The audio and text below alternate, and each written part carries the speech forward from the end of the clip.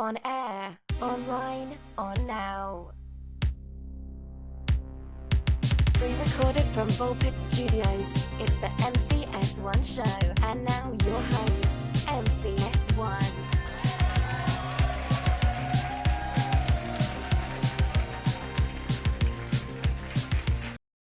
Welcome everyone to another exciting edition of the MCS1 show. I'm your host, MCS1. I'm here with my co-host, Caleb Hennon. Caleb, how are you? So good. I'm so excited for today. I am super excited too. And today we got a really special treat. We have both Cameron and Merlin. What up, guys? What's up? How's it going? Hello, great. So, we got both of you. So for those who have never listened to the MCS1 show, it's like, how'd you find us? Please let us know. I want to know what marketing strategy works. But also, for those that mostly know the show, I'm pretty sure everyone who listens to the show has been like a longtime listener, to be honest. Merlin and Cameron, we ran a series quite a while ago called At the Movies. And I think we started this back in 2015, guys? It was like 15, yeah. 2015, and we just like did a summer of like really cool movies. And I never want to really be like a podcast that talks about movies, because that's what the world needs. Another podcast that talks about movies. Another comic book guy. Exactly. So, worst movie ever. And so what we did was we just had like a little segment on the NCS1 show called At the Movies, and we just did it like probably, I don't know, about once a month for quite a while, and it was pretty fun. And since we have brought back the MCS1 show, just doing a new run of some new episodes, we're throwing in At the Movies, because that's there's current movies, and I like to talk about like kind of what's changed with the movie industry and controversy and things like that. And also, I originally went to college for film for a couple of years. I got really frustrated with the film program, and I switched over to digital media project management just so I could graduate. But I do have like a natural love for film, how it's done and everything like that. Like, I'm a total film nerd. And I think this has gotten me in trouble quite a bit, especially when I would live in Provo. People would argue with me about movies all the time, especially my stances on Christopher Nolan, which we have on a previous episode. We're not going to bring that into here. So today on At the Movies, we usually talk about movies a little bit, controversy surrounding them, what started this, actor stuff, little tidbits here and there, and today is no exception. We're going to try to keep this as spoiler-free as possible up to a point. At a certain point, we're going to just say, hey, we're going to have spoilers now, and if you want to click ahead to like where we have our ratings about like, is this movie good, do we like it, blah, blah, blah, just click ahead on that with that timestamp, and that way you can skip all the spoilers. Potentially, except for possibly our last way to gauge this movie, whether it's good or not, which we'll talk about a little bit more as we get on with the show and to that point. So I want to start this off to be very interesting is this has been a show that I've been wanting to knock out for like a couple of months. Like, I've been talking with it about to Caleb, Merlin, and Cameron for like quite a while, and so we're finally getting it out there. Like, almost, I mean, we're coming up on maybe a year after it's been released. So tune in to the MCS1 show for all your latest movie reviews a year later. And so this is a real conversation between Caleb and I that we have, that we're just going to read to you like verbatim, that we had, and like surrounding this. I think we had this one, Caleb, this was back in February. At the time. So February of 2014 is when this took place, and I'll just read it. So 2024. I said 2014. Interesting. Yeah, I am losing my mind. 10 years ago. 10 years ago. What year is it? To be fair, the movie does deal with a lot of time travel. So. Ooh, good point. That threw me off too. That's what it is. Not that I'm dumb. Okay. So all right. I'll start this off. Have you watched The Flash yet? Oh, I haven't done that yet. You? Nah, but I know I need to. It's on Amazon Prime right now, so now I get to watch it with commercials. Ooh, now that sounds like a personal hell. I don't know. Those commercials providing me with a break sound pretty good. What if those commercials are for Madam Web? Then I'll stare at Dakota. It doesn't say it's on here, but it says Michael Scott gross face gif. Yeah, so my Caleb did that. And I said, yeah, I think she's hot. I have bad taste. Deal with it. Pepe the Frog, deal with it. Sunglasses, custom emoji. Are you sure you want me to say this unedited? Yeah, go ahead. Okay. Go ahead. Go Okay, ahead. I think we're past the YouTube monetization okay. point. I said, I think she looks like a carp. When I watched 50 Shades, my penis got smaller somehow. Whoa. You watched 50 Shades? I'm going to have a blast with this information. Fuck no, but for the joke, I've watched anything. Well, shit. No, I was gonna watch that shit, not even just because of the source material. Holy shit, they made 3 of those movies. He was only aware of the first one. I want to remake 50 Shades of Grey, but have Christian Grey live in a trailer park and be in his late 50s and overweight. I think it's so well. And you don't even have to change the main actress? Because, she'd go for both types of guys. Smirk emoji. Maybe she'd go for me. Assume so. All right. So the next thing is ChatGPT came through, and I went in, and this was kind of my prompt for this as well. This is terrible. I have been using ChatGPT to summarize information, but also summarize it in the worst way possible. Like on our MCU episode, I had to create MCU movie summaries, but as told by the worst person ever. And I would read those to Caleb and have those guess them. So I'm using AI for literally the worst things that you can. So I told it to write me a remake summary of 50 Shades of Grey, but have Christian Grey live in a trailer park, be in his late 50s and overweight, and have it be like a Hallmark movie, and also have lots of sarcasm, and have the movie have a terrible ending, but set it up for 2 sequels. And I said, give it a terrible title with puns. I threw in a couple other prompts in this too. But I've sent this over to Cameron to read this as well, our little pitch. So Cameron, would you mind taking it away with 50 Shades of Trailer Park, Love in a Double Wide? Love in a double wide. All right. In this hilariously twisted version of the original, Christian Grey, a middle-aged overweight man residing in a trailer park, finds himself unexpectedly smitten by the naive and unsuspecting Anna Steele, a sweet but clueless young woman. Christian, sporting a beer belly and rocking a wardrobe consisting mainly of stained tank tops, attempts to woo Anna with a collection of vintage vinyl records and microwave dinners. His idea of a romantic gesture involves taking her on a joyride in his beat-up pickup truck to the nearest Walmart. Despite Anna's initial reservations from the noisy neighbors, she finds herself strangely drawn to Christian's quirky charm and questionable hygiene habits.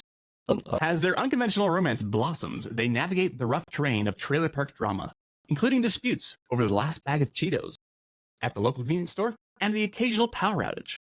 However, just when it seems like they might find their happily ever after, Christian's shady past catches up with him.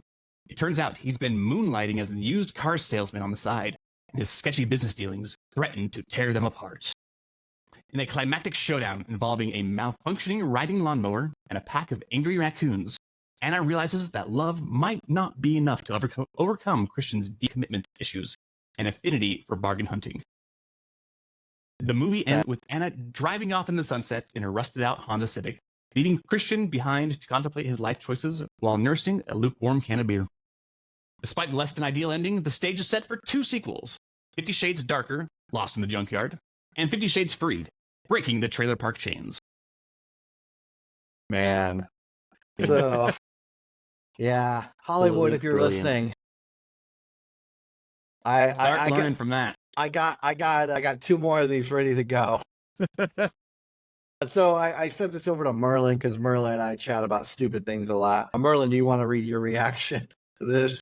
Yeah. Oh my gosh. The thought put in this is priceless.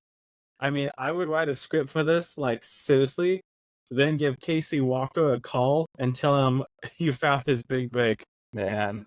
So I want to throw that in there because I want Casey kind of come on the show. I don't know if he's going to or not. I told him the podcast was coming back and he said he was going to start listening. But Casey William Walker has been one of my friends. I've had him on here for interviews, going with me to Comic-Cons for taking pictures and things like that. I'd love to get him back on. So I feel like I do this to Casey a lot, though. I usually have a project for Casey, and it ultimately bombs. When I worked at a tech company, I was like, hey, Casey, want to do video interviews for my tech company that only has a clientele of MLMs? Or, hey, Casey, want to interview people at Comic-Con while I, get sick and have to leave halfway through? Or, hey, Casey, you want to illustrate a book to me? A book I made, created from a long-time poem about hyper-judgmental people in Happy Valley. You get the idea. Anyway, I might call up Casey with my 50 Shades of Grey trailer park pitch. So This could be his big moment. this could be his big moment. Agreed. Every So- actor needs a big break. That's Agreed. all. That's all. He's been directing mostly, so I think I'd want him to direct this. I don't really want to put a fat suit on him I was and just make it be Christian Grey. I was technically, Yeah. nowadays people direct and they act. So I guess that's true. So, I will say this though, back to the 50 Shades of Grey. My love for Dakota Johnson will not have me see Madam Web. However, Madam Web, I don't think it's the worst movie of the year now that Borderlands has dropped. Oh, gosh. Shots And- fired. yeah, and I'm also tempted to do an At the Movie show about Borderlands, but where none of us have seen the movie because it's apparently that bad. I'd say Uh, that's the only way I'd be involved. Yeah, so with the it's super controversial right now, which is kind of funny. I might wait until the dust settles. It's going to be available to be rented and streamed nearly 3 weeks after its box office debut, which is kind of hilarious. But there's just Only a lot 3 of weeks. only 3 weeks, yeah. So really soon. There's just a lot of controversy surrounding that. I think it would be fun to cover, but speaking of controversy, let's get back to the Flash. Let's talk about Ezra Miller and the controversy surrounding him. So there's been a lot that's gone on with this dude for a while, and I got some highlights that I'd rather. I'll have Cameron read real quick to go over this, and then we're gonna get into the real timeline of all this crazy crap that's been going on with the main actor for the Flash that was playing the Flash. Gotcha. Yeah, I can read it for you. So, Ezra Miller has been facing allegations of leading a cult-like environment, particularly in 2022, when reports surfaced describing their erratic behaviors and growing influence over young, impressionable individuals. Friends and former associates voiced concerns over Miller's delusions of grandeur, including claims of being a, quote, messiah, unquote, and cultivating an atmosphere of control. The actor allegedly created a commune-like setting where they dominated relationships and manipulated those within their inner circle, fostering a toxic and patriarchal dynamic. This behavior was compared to that of a cult leader, as Miller isolated and emotionally controlled. This behavior was compared to that of a cult leader, as Miller isolated and emotionally controlled the people around him. These reports emerged amid a series of other controversies, including a viral video in 2020 where Miller was seen choking a woman in Iceland, and a string of arrests in Hawaii and Vermont in 2022 for disorderly conduct, harassment, and assault. That year, Miller was also accused of grooming and manipulating young people, including a notable Standing Rock activist. Despite the troubling claims, Miller eventually issued a public apology in August of 2022, citing complex mental health issues and committing to ongoing treatment.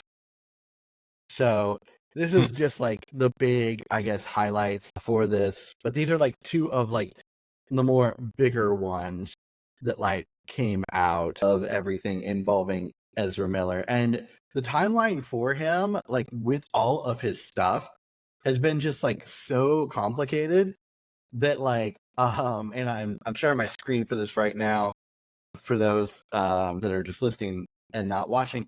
Basically, it became so complicated that Rolling Stone put it together in a literal timeline of everything that was happening, because there was just so much going on, and a lot of this could be found articles everywhere. Here's one from advocate.com. Ezra Miller's alleged world of drugs go, and messianic views. Ezra Miller has another one from AOL.com. You've got mail. Ezra Miller has reported delusions that are the Messiah, and he wants to lead indigenous resolution. And then the Flash star Ezra Miller reported had a small harem, which they believed he was the Messiah. And what's really interesting about all of this, as I'm reading it and I was researching, it reminds me of a lot about Jared Leto and his cult stuff that he does. but it's way less secret, way less tactful, and also less douchey, which is a hard bar to pass. It's Jared Leto. Yeah, I know. That's my point. So I'm just gonna go through, like, I don't want to like read all this article here, but in short, I'm just gonna go through like the highlights of like where this all kind of came from. 2014, Ezra Miller cast as the Flash. 2016, Ezra Miller appears as the Flash in Batman v Superman: Dawn of Justice and Suicide Squad. Both movies that we have done reviews on, and not very good Suicide reviews Squad. either. Yeah, exactly. And then 2017 appears in Justice League. 2020, a viral video surfaces of Miller choking a woman in Iceland. Now, here's the very interesting thing about this whole thing. And like I remember like when this happened, Caleb and I had a constant like, I don't want to say a thread, but it was a constant topic, like we were chatting about Ezra Miller and just Caleb's general hatred towards Ezra Miller. It was crazy. And so one of them, the things that we were talking about, like when this happened, and this is real, the altercation that Ezra Miller claimed, like where he was choking a woman in Iceland, he claimed it was part of an NFT that was taking place like in Iceland, which is crazy to think about because it's like that was like the thing at the time that was big, like NFTs. So ridiculous, so absurd. And so I actually looked at this later too because I was curious. And I'm like, could you buy the Ezra Miller NFT? Wow. No. Yeah. So I found this website, Whitewall. And Ezra Miller finds community and support in crypto space. So Ezra Miller has been making texture-filled, hypnotic generative art for years. Now, here's something very interesting. This is not the same Ezra Miller, and this is a weird place that it took me for this, but it's a different Ezra Miller.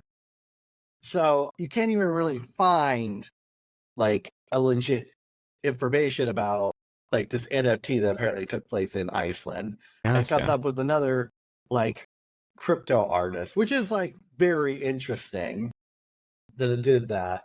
And it kind of like makes me wonder, except for like this website and like the way it is built, part of me kind of wonders like, was this made to like defect people or something? But then like, I don't know. It's just really interesting, not to put on like a conspiracy theory hat or anything like that, but it is just like very odd. So an NFT was existing for this. And then 2022, January, Miller posted a bizarre video targeting the Ku Klux Klan. Okay, good for him. And then in March 2022, had a string of arrests in Hawaii for disorderly conduct and harassment. And then April 6, 2022, Warner Brothers holds an emergency meeting regarding Miller's future in The Flash. And then April 19th, just 13 days later, Ezra Miller is arrested again for Hawaii second-degree assault. And then in May, accusations of stealing music and more reports of erotic behavior. 2022 June, accusations of grooming and controlling an 18-year-old activist surface. And then in August 2022, arrested for felony burglary and issued a public apology. 2023 January, Miller pleads guilty to the unlawful trespass, agrees to probation, mental health treatment. February 2023, marketing for The Flash begins during the Super Bowl. May 2023, the director praises Ezra Miller's performance in The Flash. And then eventually The Flash releases. So what's kind of crazy or just interesting about this is during this time, everyone was wondering if they were going to be like reshooting The Flash, getting rid of Ezra Miller or anything like that. And Warner Brothers just kept holding on. And it was just kind of crazy to think about this. Like Warner Brothers was trying to just do so much more damage control for this. And it was just insane. And they even tried to pitch it like he was probably going to be in like the new DCU once James Gunn takes over. James Gunn has a quote saying where he likes Ezra Miller as well. So it's just very interesting, like the amount of damage control that like Warner Brothers was trying to happen around their big star. Well, the film received mixed reviews from critics. They praised its humor and some of its action sequence and the performance, but criticized the visual effects and definitely the third act of the movie. It was also a box office bomb, grossing $271.3 million worldwide versus a budget of 220 million. It's hard to get like a good source for what the exact budget was. So about this point, this is where we're going to start talking about the movie rather than Ezra Miller controversy. So you've been warned. If you want, you can skip ahead to the rating portion of this. But for now, we are moving into spoiler territory. So let's talk about the movie and how bitter everyone is that I made them watch this, except Cameron, who did not see this movie. Caleb and Merlin, do you want to talk about how upset you are at me for having to watch this movie to talk about it? I'm not upset at you. I'm upset that this movie exists. Okay, fair. Mostly. You know? No. Merlin, any comments? I was gonna say, Mike, I don't think I saw it before you saw it. Actually, I saw it because I saw it in theaters. As sad as that say, no one wants to ever admit that. But I saw the Flash in theaters. We're gonna make that a video. Yes. Quote, And I got and nothing we're to gonna put say it. because I saw Quantumania, so... Yeah, That's left. yeah. I saw Caleb, the Last Airbender in midnight showing. I'm the worst. Man, everyone's really just letting out their bad Dirty movie movies. laundry.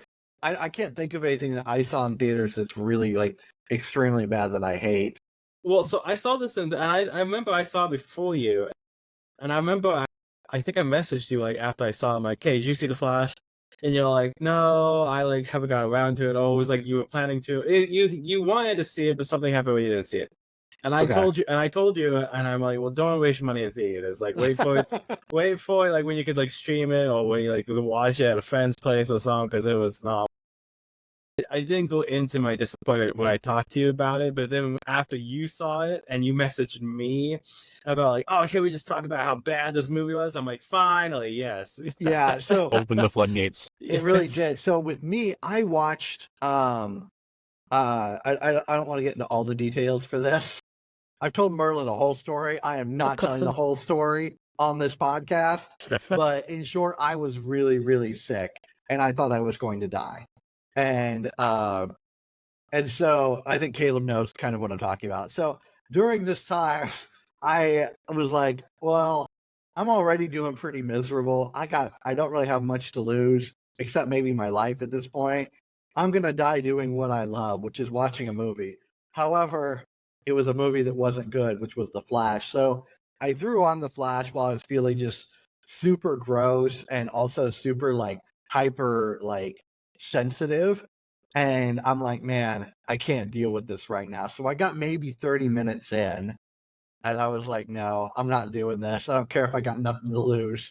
I have my dignity at this point. So I turned it off and it was just awful. But then about maybe a month later, I was like, I gotta finish this because I want to watch it for the show and do a review on it. And so I did. And then finally, here we are, I guess. And then Caleb didn't want to watch it either. I think you just watched like the first part of it and then you stopped at a certain point and then you went back to it. Is that correct? Yeah, that is correct. Watched until I guess we already said the spoilers or whatever. Watched until the CGI babies. Ooh, I just couldn't. 'Cause I was just dang. like, why do these babies look worse than normal babies? Yeah. So we'll get into CGI in a second, but first, one last thing on Ezra Miller. I do want to mention this was his last movie that he has done, according to his IMDb page.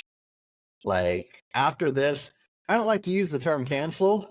Personally, I kind of don't really believe cancel culture exists. I believe it's more of a fuck around and find out type of thing. It's like, oh no, the consequences of my actions, it caught up to me. But I feel like that's what happened to Ezra Miller here. So definitely wanted to kind of point that out. So let's talk about the CGI babies. It sounds so terrible to say. But like first part of this movie, there is a scene where there's like a crisis happening. It's like a robbery, and then somehow the robbery turns into like everything exploding in a bank. I don't know how this chain of events occurred so quickly, where everything like in a hospital was like blowing up from a bank robbery. It was supposed to be very simple, and everything just went nuts. And all of a sudden, Barry Allen, the Flash, does like bullet time, slows everything down, and then he's trying to catch a bunch of CGI babies. And the way he does those babies creep me out to this day. And Caleb is haunted by those babies, but also, in addition to those babies, Barry was like throwing them in microwaves, like as they were falling. Which, like, I'm not a physics guy, but like I think if you put something in a microwave, like a living being, and then threw it, I don't know, 5 or more stories down, I think when it hits the ground, it would get wrecked. The microwave isn't if the baby- exactly like Particularly if it's a baby. What'd you say, Caleb? I think the microwave would work like a cushion. No. It's not like a super well-packed Amazon package or anything like that. No. Or a lead line refrigerator. No. Ooh. Right. Yes. Yeah. Like a refrigerator, I think you could definitely be safe in, because I've seen refrigerators protect from nuclear blasts. Mm-hmm. But a microwave, not so much. You know, I think that was like a perfect way to describe the movie. How you said earlier, like it's like it was something simple, and it just turned to complication. Yeah. Like that's literally like the definition of the movie. And, Yeah. And the first complication was Ezra Miller. But anyways, Dude, no kidding. And they probably, and the thing is, Warner Brothers probably thought like it was like a really easy cast too, because he didn't have all this controversy starting off. Like he was a fairly no-name actor until like I think 2014 is when Perks of a Wallflower came out. And he was one of the main characters in that. And Merlin, you and I saw that together, I think. we did Yeah, at like the Dollar Theater in Provo before it got torn down. exactly. Sad day. So he wasn't like super big until that point, and so they probably figured like, no controversy, it's going to be okay. And now it's turned. This is like a thing I'm noticing a little bit in superhero movies. Like I think it's Jonathan. Is it Jonathan Majors? Yeah, Jonathan Majors, who was going to be playing Kang the Conqueror in the MCU. He's now been basically kicked out for his allegations that he had for everything. And before that, he was not really like super big. No. He was in Lovecraft County on HBO, a series which is which is not it's not very good, unfortunately. It's one of those things where it's like I kept watching it and I'm like, this is gonna get better any minute. And like the first couple episodes are kind of cool, but it's one of those things that's cool on paper, and then live action, it's just terrible, which is probably what we could also equate to this movie as well. It also tapped up to it's one of those situations where, you find an actor and they're not huge, right? But they're also not small time either. And you kind of want to be the one who finds them. It's like saying, I'm going to be the guy who found this guy, gave him his shot, and he's going to make it big. And when he's big and famous, they're going to say, that director or that producer, This is where they kicked into overdrive. This is his moment. Just like how we want Casey Walker to have his moment. like this is kind of like them looking at him, being like, you know what? He's not like a big name, but here's his moment to shine, and he's gonna do it. He's gonna take it. And they will be a big name when we're done. Yes, and then you're the one who gets credit because you're the one who gave that moment to him. And it's kind of like that's what they were thinking almost. And DC kind of did that a little bit already, too. Henry Cavill, I don't think he was super huge before Superman. He was, because he was popular, but he wasn't like up there. He was popular, but he wasn't huge. Yeah, now he's just super huge. And because they did the same thing. Oh, I said they did the same thing to Gal Gadot. Yeah, I was thinking that too. Like the whole Justice League. Yeah. So this is just like another one they've thrown in to the mix, basically. And so, but now they got their own movie and they're just hoping it does well. And so speaking of like all these other stars, The Flash has a lot of these DCU stars in here. Like Wonder Woman is in this, and the interesting thing about all these like big stars is at the very beginning of the movie when this bank robbery is happening, they're calling off like all these stars are like, Wonder Woman, can you help with this? Batman, can you help with this? And like everyone else is busy. So they get the Flash because he's not. It's the Wobbin effect. Yeah. And you call the whole Bat family, and when the Bat family's busy, you turn to Wobbin and be like, hey, man, who else we got? Oh, there's Wobbin. Fine, give him a call. yeah, exactly. And that's what this was, because it's basically setting up the premise of our antagonist. They're kind of they're not exactly the B-lister. They're like the C and D-lister here. Like after everyone else, it's like, who are you gonna call? And it's like, well, the Ghostbusters are busy. I'll call the Flash. So it's got what's crazy is it's got like all these other superheroes in here, and they're far more interesting than the Flash. And like when I saw Wonder Woman on screen, I'm like, I wasn't like, look at the Flash. I was looking at Wonder Woman because way more interesting. Same with Batman, played by Ben Affleck, the Batfleck himself. I was watching Batfleck because he's entertaining, and I mean, he just steals the show. And it's just nuts. Like, it just kind of like further cementing how much of a D-lister the Flash is here, not only as like a character in his own movie, but also Ezra Miller as an actor, even before all these controversies happen, which is also crazy to think about. So back to the movie where Wonder Woman shows up. In this, she has like her lasso of truth, and she puts it on Ezra Miller, or touches Ezra Miller for some reason as he's like saving. I think she saves like Batman and Ezra Miller, or the Flash. Yeah, I don't remember the exact circumstances. But then Ezra Miller just says out of nowhere, or the Flash says out of nowhere, he said he knew of sex, but not having sex. Which I feel this is a very odd thing to say, given all of Ezra Miller's sexual allegations. Like, I just heard that and I was like, damn. And I also want to mention that, like, somehow they turned the Flash into the most socially awkward superhero in the DCU. Like, it's true. No, it's not by a little, it's by like a lot. It's by a lot. Like almost every time the camera is on the Flash, whether you're watching the Justice League or the Flash movie, anytime he's on screen and they give him camera time, you're just kind of cringing. That's how much social awkwardness he's radiating, that the viewers, anytime the camera pans to him, you're like cringing, like, it's that guy, you know? He's the butt of the jokes. Well, and it gets worse later on because there's another Flash, too. There's two Flashes. So the awkwardness just doubles up, which we'll get into in a little bit here. Also, at this point, we're only like 20 minutes into the film, and there was 2 hours left. Oh no! I was gonna say, like, you're only talking about the first like 15 minutes of the movie. We have not even scratched. We're not even through the Looking Glass people. So again, I hadn't seen this movie yet, and I just typed in on Google "The Flash CGI babies," and the first image I'm seeing is of a baby falling out of a building. I think it's a baby. They claim it's a baby. You know, I'm not going to look that up and share my screen. So back to the it's horrifying. And this was on the big screen. The biggest screen. I was something that's a lot worse on the big screen. Did you hold on, Merlin? Did you see it in IMAX? I didn't see it in IMAX. No. Damn. Okay. I don't want to see this baby's face as a 20-foot tall projection. You might be seeing it in your nightmares now. I know Caleb does. I might be. So, anyway, the movie, I put this in my notes here, terrible CGI, or for all the stupid people out there, terrible CG. And yeah, Caleb's just smirking at that. I have a pet peeve where people keep calling CGI CG. And I'm like, what are you saving by this moment by not saving a letter?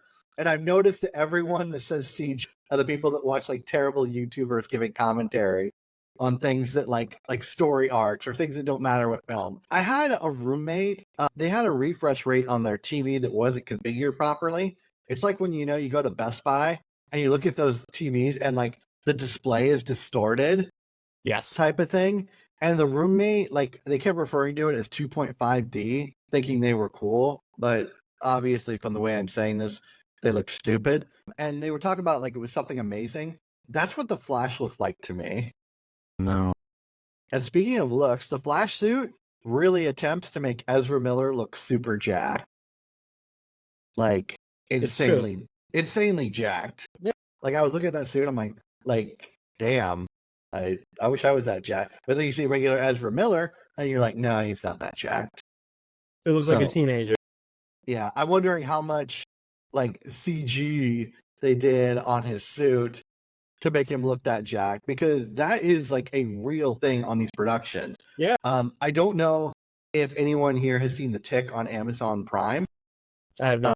I love The Tick. I love it so much. All the iterations of it. But one thing that they did that made their budget just go insane is The Tick had like a zipper on like the back of his back, basically, and just like another like couple other zippers for his costume, because it was just insane. And so they would fix that in post with CGI and remove the zippers, and it ran the budget way up. And it ran it up so much that it was one of the reasons that The Tick did not get another season, because the costs were just so insane. Yeah. Yeah. So I'm wondering if Warner Brothers did that with Ezra Miller. So I want to say this, like with the casting of this movie in general, I thought the casting was really done well. Throwing that out there right now. And this is before we're even getting into the cameos and all the other stuff as well. But Rob Livingston, who plays the dad in this movie, Ezra Miller's dad, he's also the main character in Office Space. And just like a great actor. Great movie too. I felt like the mom was like great too. I can't recall her name. Great actress. And this is one of those movies where everyone else is a great actor or actress, except for the main character. Black Adam is another example of one of these movies too, where it's a pattern, dude. It's a pattern. It's a pattern, and so it's like with Black Adam, it was like The Rock was the worst actor there, but everyone else was like so good. Like Pierce Bronson, hell, Hawkman. I can't recall the actor's name, but I wanted Hawkman to get his own movie because the actor that played him was just like so much better. Hawkman was so much more compelling. I'm not a Hawkman fan either. I thought he did a good job, but here we are talking about The Flash. So eventually we start getting into the concept of time travel in a movie. And so we're going to start getting into some weird stuff here. Not only do we get into time travel, but we also get into multiverse stuff, which we'll start talking about in a little bit. But The Flash, he can also do this weird thing too. And Caleb, I don't know if you're a DC Comics expert or not. I know you're like super into Marvel, but like the thing where he vibrates so much and the Flash can move through walls. Has that ever occurred in comics? It has. It has? It has, yeah. Okay. It's on the TV series, like one of the weirder things that he does, to be honest. But yeah, it's not as big into DC, but yeah, that is something that he does. It's called phasing, and what his ability is phasing, where he can phase through walls, he can phase through material, solid matter, basically, because he can move his molecules so fast, if it vibrates, and he basically can become basically matterless, because he's moving so fast. So this is not a new concept for the movie. Okay. So for they just did it wrong. Like they portrayed it wrong. Okay. Do you want to go into that? Because for me watching this, I was like, this feels like a stretch. So I mean, I watched the CW's The Flash. Like I've seen like all the seasons of that one, and like Caleb was saying, the guy runs fast. You have to give him something else. Like what other powers can he have besides just running? And they figured out phasing, which was cool. And in the CW, the Flash, he uses it a lot. And sometimes you could say, okay, that's kind of like a cop out, or it's cheap way to get out of a situation. But they performed it really well. The CW studio did a good job and portrayed it like, okay, that looked good. Like it looked, real. Then you watch this Flash on the big picture with the Hollywood budget, and you see how they portrayed it, and you're just sitting there going, okay. At this point, the CW is already one-upping Hollywood. Like that's how I was gauging it. Okay. And so the phasing was cool, just delivered poorly, I guess. Okay. So that's kind of the main problem not the main problem. It's one of the main problems with a lot of people's perception of the movie is that the CGI was done so poorly that it was a distraction. Yeah, and No. that's what I was about Agreed, to say yeah. too. Because for me, it was such a weird turnoff. I'm like, okay, it's one of these things where it's like, okay, they're doing this, and then they start doing time travel with this. So the Flash is like, let's go back in time. I'm assuming everyone who is now listening or whatever kind of knows like the movie a little bit. So we're gonna jump around quite a bit. But so the Flash is like, I want to go back in time and save my mom, and just basically, I want to go back in time and fix the past.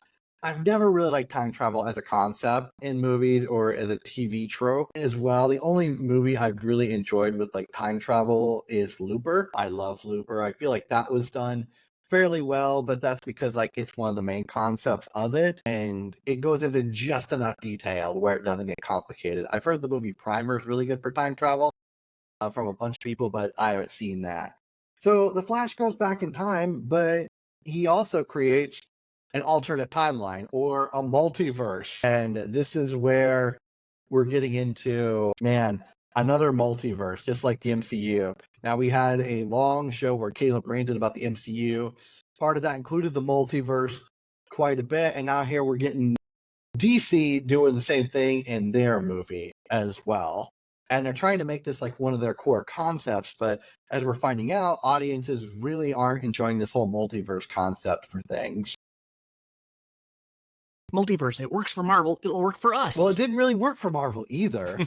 That's the thing. The only time I've really seen, I haven't seen too many concepts or too many times where the concept of multiverse has really panned out, but the only real one I've seen that has been well done is BioShock Infinite. And that was because it was one of the main concepts up there and it was kind of the point of it. The story different was built medium. around that aspect. It Yeah. works around. It works for it. And that's what this was. If So it's I a ca- plot convenience that they've just written in to fill a plot hole, that does not work. Yeah. And I think they were trying to do this to where it was like part of the plot and build around it, but it just didn't work. See, I think the problem with multiverses is that we're just tired of them. And it's another easy cop out. That's what I was gonna say. I just think people look at time travel and multiverses as a cop out. It's like, oh look, the main character died. Don't worry, we'll go to Earth 2 and get his character back. You know. Everyone's sick of it. So now we're having a movie that's like a multiverse type of thing, and that's where we're at. Where kind of like what you said, Merlin, a character died, which was the Flash's mother. Went back in time, saved her, and now she's back. And now we have a whole alternate world where the Flash is has his mom back. A character from another universe died, and now they're back. So. Here's what they never explain to you about these multiverses too. They look at one side where it's like, oh, let's just go to this universe and take this character and bring it back to all Earth, and we'll just call it normal. What did you just do to that one universe with that character you just took? Like, yeah, it's like, where's Bill? yeah, He hasn't shown up to work for 2 weeks. What happened to him? Well, Bill got pulled into another universe. They lost their Bill. The Bill there was, he was kind of a big deal. He's basically the Superman there. Well, our Bill's not like that. Our Bill kind of sucks. Yeah. And it's like, yeah, but, something. And, I mean, honestly, it's, hate to say it, spoilers for Deadpool, but, it's a lot of the new Deadpool movie. No, I was just saying, like, I love how Ryan Reynolds in the Deadpool movie says, "Can we just stop with the multiverses?" Right. And He's I kind of want to explore that a little bit more in an At the Movies. Yeah, I was just like a different show. Yeah, different Another show. show. I want to Another call show. it. I do want to call it Deadpool versus Wolverine because that's what I've been calling it. Deadpool. And- No. Because and everyone like starts correcting me. I'm like, take that, nerds. So we're starting to deal with the multiverse. It's like, okay, what multiverse are we in? Apparently, it's the one that Michael Keaton's Batman was in, which was kind of interesting seeing Michael Keaton in there being Batman. And I feel like this movie here was basically trying to do what Deadpool versus Wolverine did, which was have a lot of like crazy cameos and cool things happen and get like really cool shock reaction from the audience. But that's all they were kind of going for in The Flash, whereas Deadpool versus Wolverine had that and a lot of other things working towards it. Now we're seeing Michael Keaton's Batman, which I think he did a great job. But this is one of those things where it's like, I see him on the screen. I am not focused on the main actor anymore, or the main character. I am more focused on Michael Keaton. And then the other thing, as well as like as this show just keeps going on, it starts like bringing out more characters too. So they're like, well, let's go get Superman. Well, they can't find Superman. So he's not like an apparent character in this universe. So they go out to, I think, Russia. And this kind of reminded me of Superman Red Sun a little bit, but also the Flashpoint story, which is a famous DC like story where Barry Allen goes back in time, saves his mom, but the whole universe changes. And that's what the Flash kind of is in this whole, like what it's based off of for this, but it just didn't execute it nearly well enough. It's also a DC animated story like Flashpoint as well, which plays out really, really well over the series of like a couple movies that are animated, which is super cool. And so Superman Red Sun is where an alternative timeline or multiverse where Superman lands in Russia and he grows up being super communist. It's just very interesting on that. So it kind of played into that a little bit, but they go to Russia and they grab Supergirl, and we find out Superman's pod didn't make it later on in the movie. But the actress that plays Supergirl does a better job than Ezra Miller, and she's more compelling. Yeah, Shame. And she great actress, did an amazing job. Not around very long, which is unfortunate. So she's on there, and then it brings back Michael Shannon as General Zod, and I'm a huge Michael Shannon fan. I don't know if you guys have seen him in anything else. He's like just an amazing character actor. But if you guys have seen the Waco series on Netflix, he's in that. Like a quick mini series. He's a negotiator, does an amazing job. He's in a movie adaptation of Fahrenheit 51. He plays the villain in that, does a great job, which the adaptation is terrible, but he does a great job. So I know if I see something with Michael Shannon in, I'm like, okay, whatever scene he's in, he's going to do well at, and he's going to steal the show, even if everything else sucks. The Flash is no exception. And so now there's like this huge like CGI climax, at least what we think is a climax, of taking out the big villain. And the thing about this movie is there's no clear antagonist. It kind of just shifts around for who the antagonist is. Like you don't really know. It feels like there's like external conflict of issues that have happened, but there's no clear like antagonist in here. You don't even know. We don't know. And you don't even know. And so the thing about that is when you have a clear antagonist, it makes for a much better movie. This did not have that. And it's later revealed that the clear antagonist is another multiverse being of the Flash, like another Barry that's younger and just has more like personal issues, basically. So I'm not going to get into like all this other crazy stuff that went on before we get to this giant battle scene where the Flash loses powers, he gets them back and everything. It just feels like a lot of that could have been cut from the movie and not have it be 2.5 hours long. So I'm not gonna discuss that or really go into it. I want to talk about this fight scene here at the basically, was this at an airport or an open field? Merlin, I could not figure out where this took place. The one with Zod? Yeah. It was an open field. Okay. I believe. And they would just there was like ships or jets around, and I think anyways, yeah, you're right. It's one of the situations where it was an open field, but for some reason there were jets. Was it like an airport? But it was an open field. Like if it was an airport, it was hard to tell. Well, like, and the only reason I they just did looking at the more pictures on Google, it looks like almost like a military base.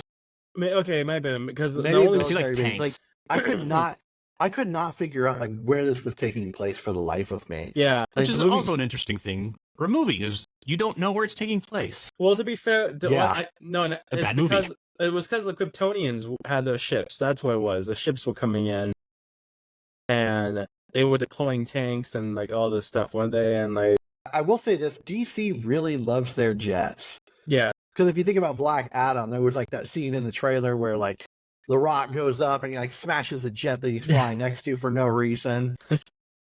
Like, cool, Dwayne. I will say that moment, like that scene was like Supergirl's like, I'm gonna call it like Sasha Cale. I believe that's Sasha Cale was her name because she deserves it. Like she deserves to have her name said because she did such a good job Yeah, in Sasha her Cale. in her acting. The moment when she faces Zod and she basically says, "Hey, what happened to Ooh, Superman?" And yeah. Zod gives her the answer. Her reaction was the whole movie. I think you didn't see Will. I mean, besides Michael Keaton delivered also. Michael Keaton But very much delivered. but besides Michael Keaton's performance, her performance shined when she reacted to Zod. Like that scene, I felt chill when you saw her react to Zod at his response because it was just so powerful and so believable. And that's what sucks is because she deserved a lot more than she got. Yeah, and what's crazy is, and I mentioned this earlier, it got really good reviews for performances from everyone. And the casting I felt was phenomenal with this, minus Ezra Miller. No, Ezra, like, I will say this, like, I feel like he did a good job with what he had, too. But also, like, with the controversies and everything, it's hard to separate the art from the artist. And with everything, it's like, it's still ridiculous and still difficult. So Michael Shannon also doing a great job in this movie. Everyone's like doing a good job, but like the CGI also very distracting with this whole fight scene that took place, which was technically like the climax of the movie. But then as this ended, there went to another climax, which Braveheart did this too. Braveheart has the biggest battle in the whole movie, right? Like in the middle of the movie. Right. And then like afterwards it like kind of continues on and then like it just keeps going until you get to the end where Braveheart dies. But that's kind of what the Flash did. Actually, no, that's exactly what the Flash did. But it had all that CGI at the airport and it was super distracting. And a lot of people said online it looked like a video game like type of thing where you're right before a fight for the final boss. Like when everyone like set up to go and have like the quote final battle before there was yet another battle that took place. So I don't want to really get into like all the stuff that kind of took place afterwards, like after that built up to another fight where Ezra Miller ends up fighting himself, which was kind of comical in a way to probably the average viewer. I know I was at times. I kept showing like tons of things from Multiverse to like DC movies, and one of which was like a CGI Christopher Reeves in there, and then Nicolas Cage's Superman, which never really took off. And so it's kind of like what Deadpool did, but they did it much, much worse.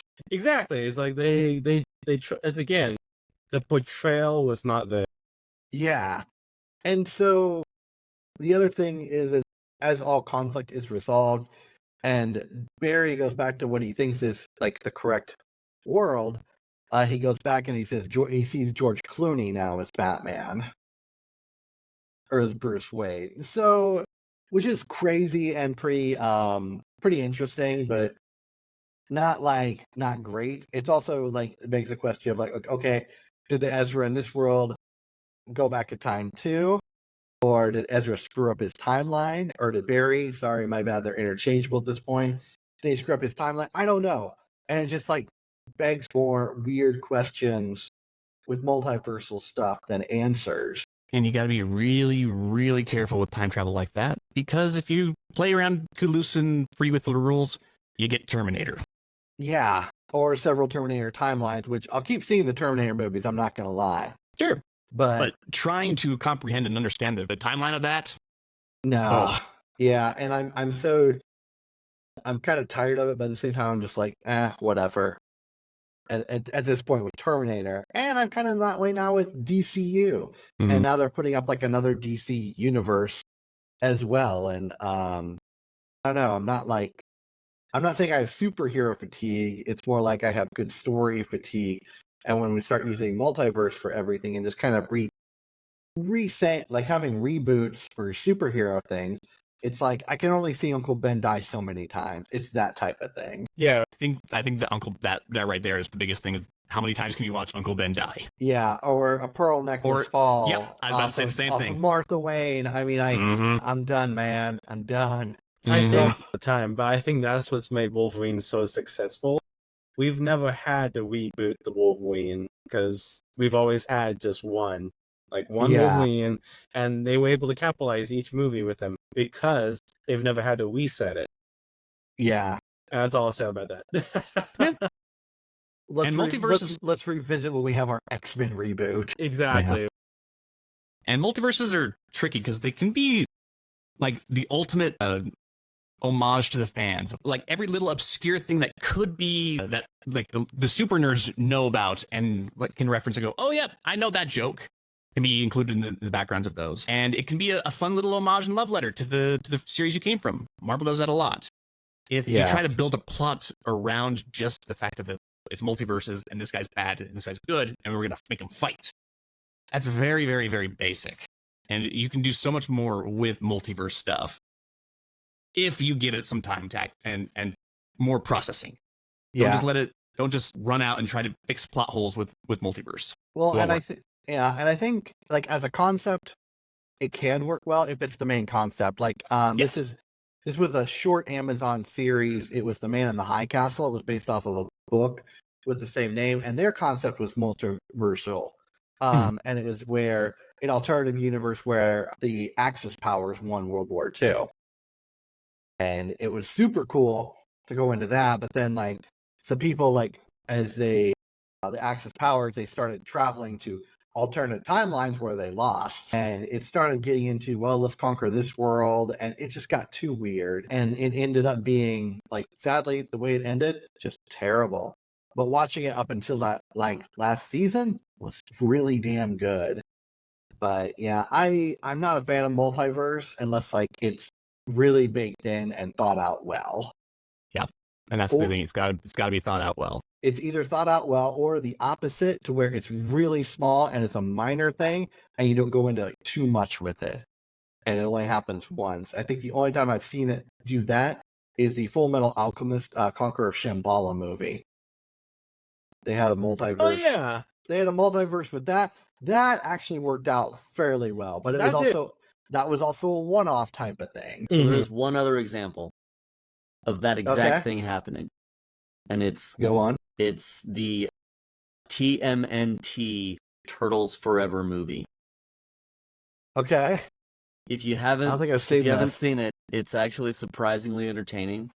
Basically, the 87 Turtles get pulled into the universe of the 2003 Turtles, and they kind of do this whole thing, and then the 2003 Shredder decides that to kill all the turtles, he's got to take out the Turtles Prime, which is the 84 comics Turtles. Oh, wow. And so there's like, but the multiverse in that one is literally like they show like a quick montage of the different multiverse, like from the 1990 live action movie to the Next Mutation Turtles TV series. Like there's a shot of Venus, which is actually pretty cool. Man, Venus cut the Venus, shaft dude, so she really bad. did. Like we need to have a TMNT show sometime because there's a lot of stuff for her. Yeah, we may do that. But anyway, the thing is with that movie is, once again, it's like, first of all, it's like 70 minutes long, and they don't like decide, well, now we have the Turtles universe. You know? It's done. I think one that did this kind of in the middle where it actually worked as well, where it had a little bit but not too much, but it had just enough, was I don't know if anyone's seen like the it was a Transformers series on Netflix. And was it Transformers Prime? I think it was Prime, was it? It might have been the War for Cybertron. War for Cybertron. Oh, the War okay. Yes. Have you guys seen this? No, but I've heard of it. I haven't, but yeah, I was like, you and I have talked about it. It has a multiverse, and it's crazy because like it doesn't reveal a multiverse until like until it's too late, but until like it plays it like builds it up very well. That was the one that you mentioned the Beast Wars were in, right? Yeah, Beast Wars were in it. Dope.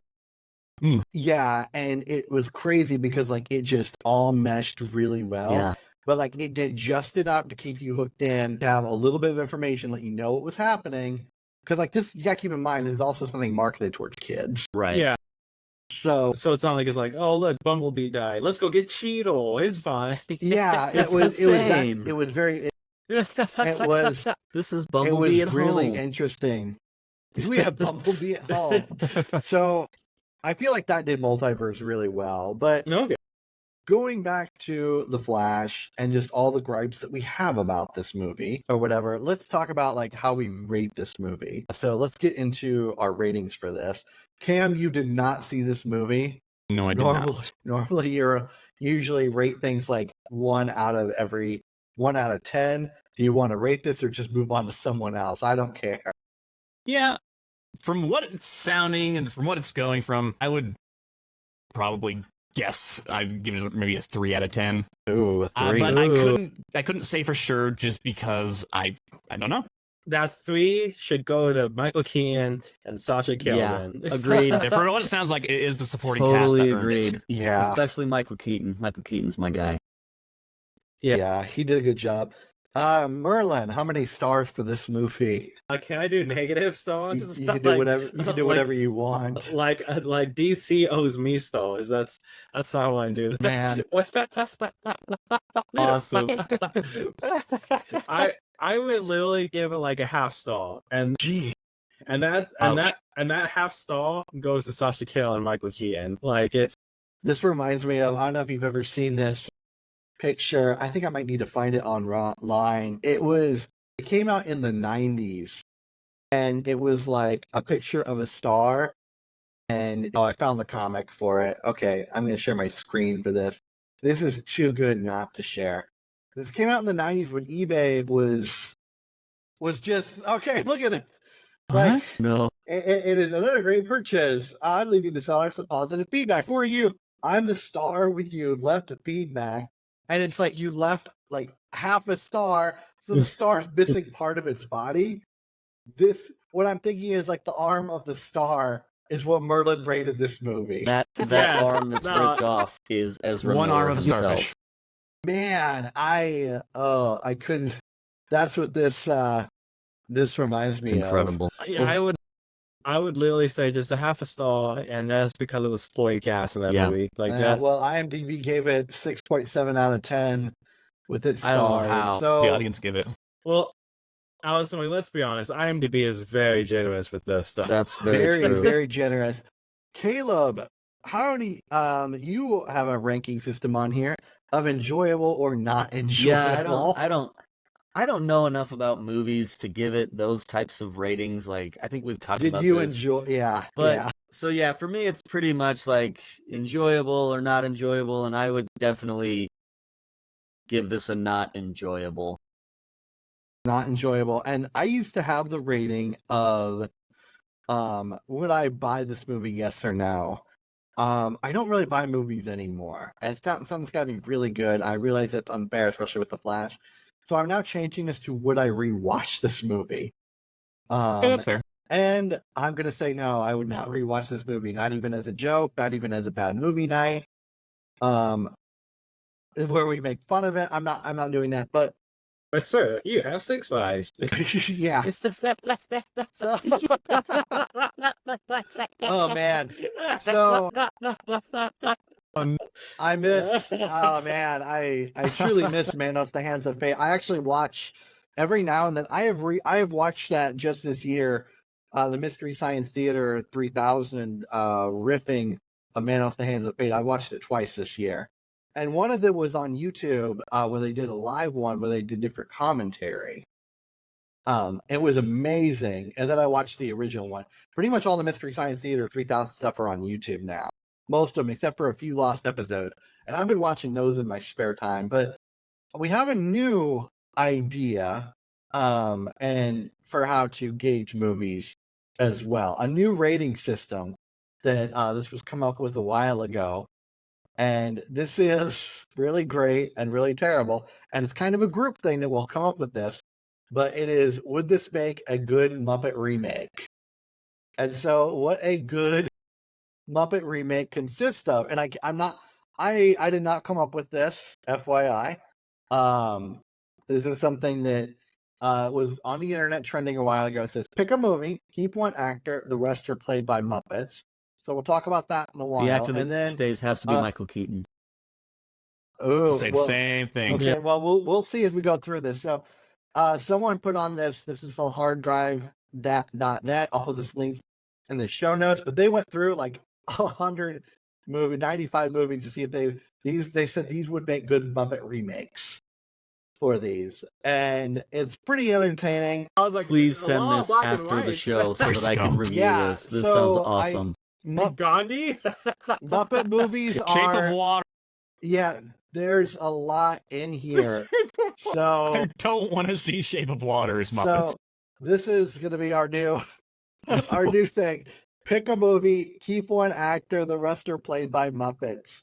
And we'll talk about this more on an At the Movie episode where I came up with some that I think are really good to discuss, like Shape of Water. Now I don't have Shape of Water in there, but will this be a good Muppet movie? So let's talk about the one actor, and the rest are played by Muppets. Well, Michael Keaton, I think we're all in agreement. I think we're in agreement. So it says keep one actor. What about actress? It would be Sasha Calle. Would we have her in there? I think so, actually, Yeah, that's a because good- yeah. that way you could have Miss Piggy play the romantic lead Usually, in this. And that would be good because Kermit could be the Flash, There you go. which I'm would just make imagining Kermit going as he's traveling through the time. And With then, his- when and he then starts young- running through time, he starts throwing his arms up like this Yeah. instead of just like doing that weird run that The Ezra weird Miller run. I don't did. get that either. I just want to know Yeah, who Rizzo is exactly. going to play. Who? Well, since we're not having Michael Shannon, which would be my pick of the one actor that stays, because I love Michael That's Shannon. not, but, listen, that's the um, thing that's tough is that's a good pick too. It is a good pick. Like the thing is about this movie, this is why I don't think it would make a good Muppet remake. Is because all the supporting cast are like the best part of it. Yeah. And I can imagine and- Sam the Eagle being General Zod. Oh yeah. Ooh, okay. Yeah. Sam the that'd be Eagle's good. General Zod. Gosh, this is so absurd, but it's so much fun. This is why I like this concept. I'm glad Actually, we're- that we're would be a bringing this really in. good pick because the way he speaks and holds himself, Yeah. Mhm. you could just imagine him watching him get off the ship and be like, "I am General Zod." now I kind of I'm want General Zod. now I kind of want a Zack Snyder Superman Muppet remake movie, where Michael Shannon now plays Batman. Sam the Eagle playing General Zod. I would be content with that. I think Rizzo would be good for he would replace Barry Allen's dad. Yes. And Gonzo is Barry There's Allen's Ron mom. Livingston with him. There you go. No, Yeah, Camille, no. Sorry. Gonzo has to be Barry Allen's dad. Camilla is Barry Allen's mom. Ooh, See it. So Rizzo Who replaces Batfleck? That's what I gotta know. probably here's the other thing. Fonzie? Fonzie. You start switching out different Batmans. Yeah, too. because there's like 8 So different Batman freaking could be played by Batmans. several different Muppets. I'm just imagining Fonzie as Batman landing in superhero pose and standing up and going, Waka Waka! Yes. Yes. my It's- So, as entertaining as this sounds with everything, I honestly don't think the Muppets could save the Flash. Oh, nothing I can. am saying this does not make a good Muppet remake. Nah. Which I have a couple others that when we for another episode that I do want to talk about that would make good Muppet remakes. But the Flash, unfortunately, not one of them. As charismatic as the Muppets are, I don't think they can save it. I don't think they could save the Flash, which is pretty funny, pretty good, but I don't think they can do it, man. Which hurts, but whatever. All right. Anyway, that's our show. I want to thank, all three of you guys, Caleb, Merlin, Cameron, all of you for coming on. And until next time, take care of yourselves and each other. Peace. Thanks for Later. having us. Thank you for listening to the MCS1 show. If you like the show, please subscribe and leave a review on Apple Podcasts, Spotify, YouTube Podcasts, or wherever you get your podcasts from. All voices on the show are not AI generated, celebrity voices are impersonated, and no droids were harmed during the production of this show. For more information about the show notes and links, head over to the MCS1show.com or search AOL keyword MCS1.